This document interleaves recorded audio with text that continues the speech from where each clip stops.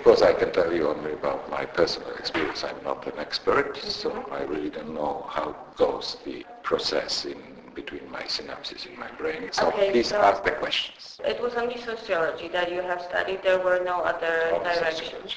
Are you right now serving only as a rector, or are you still giving lectures and teaching? Depending how you count. If you count permanent employment, then it is here as a rector, and I'm teaching in Collegium as well.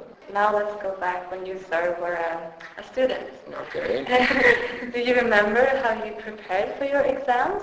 Did you use different methods, studying science? They were totally different and incomparable to present situation, because first of all there was no computers, no internet, no emails, only books, and if you were lucky you could find typed copies. So depending on the year of study, at the beginning I of course transferred the way of learning from high school, which was not very successful, but I think since second grade I grasped how should I learn, how should I study, and I realized that it is different if compared with high school.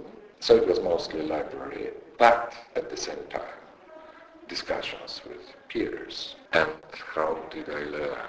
Well, it was reading, sometimes with understanding, sometimes without understanding what I'm reading. Do you make any notes before of what you're reading? No. So you memorize it? I memorize it. Okay. And not only memorizing. It's not simple memorizing. This is the difference between learning in high school and studying. I'm putting this in the framework of the knowledge which already is there. What types of data are the easiest for you to remember? Well, I'm not a good subject of study because I remember everything. That's a good note. But the figures, it is the most difficult thing to remember correctly, because you know roughly, you remember roughly the figures, not precisely. So, of course, that's the most important. But it is for everyone. So as you said, you remember everything, but do you forgot something? Of course. That's a natural mechanism that helps us to